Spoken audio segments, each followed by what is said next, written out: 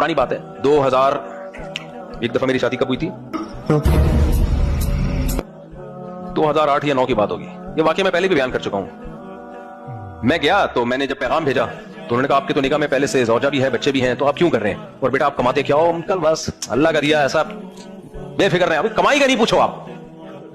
ابھی دیکھو گاڑی میں آ رہا ہوں, کار چلا کے آؤں. کار تھی میرے پاس FX تھی, پرانی قسطوں پہ 3000 روپے قسط تھی اس کی. 40,000 کی خریدی تھی, 3,000 قسط تھی. ڈینٹر کے پاس گیا تھا کہ اس کی چھت چپکی ہوئی ہے تو سیدھی کرنی ہے. اس نے کہا ہاتھ سے کر دو, یوں کی تو کھڑی ہوگی. میں نے کہا بلا وجہ میں نے اتنی ٹینشن لی ہوئی تھی. تو خیر اس میں رشتہ لینے کے لیے گیا تھا. تو میں نے کہا بھائی گاڑی ہے, اپنی ذاتی گاڑی ہے, وغیرہ وغیرہ باتیں کرتا.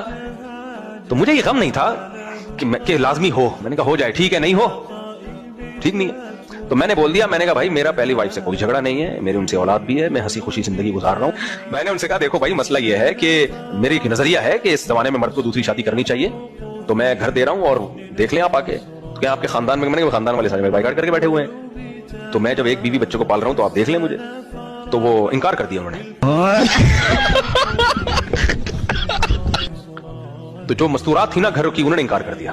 تو میرے جو سسر تھے نا, ابھی انتقال ہوئے ان کا 1 سال پہلے, اللہ ان کی مغفرت فرمائے, انہوں نے کہا یار یہی کرنی ہے اپنی بیٹی کی شادی.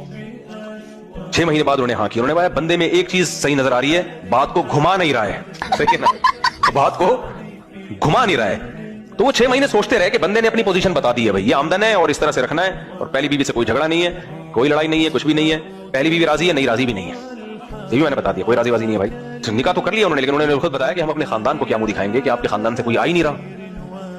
تو پھر آپ ایسا کرنا کہ لے آؤ کسی کو بھائی بنا کے, کسی کو بھابھی بنا کے لے آؤ. تو پھر یہاں ہماری مسجد کمیٹی کے اس وقت صدر تھے, طارق بھائی نام تھا ان کا. ان سے میں نے کہا ابھی فی الحال آپ 1 دن کے لیے مجھے بڑے بھائی کے طور پہ ادھار چاہیے. اور میں نے کہا اپنی وائف کو بھی لے آئے میری بھابھی بنا کے. اب نکاح میں تو جانا ہوتا ہے نا. ماں باپ کو معلوم تھا, ہماری اہلیہ کے والدین کو پتا تھا, رشتہ داروں کو نہیں پتا تھا. ان کو رشتہ داروں کو فیک بھائی بھابھیاں دکھانی تھی. تو ہم یہ جھوٹ پکڑا جاتا ہے ہمیشہ. میں جن کو اپنا بڑا بھائی بنا کے لے کے گیا وہ بھی طارق.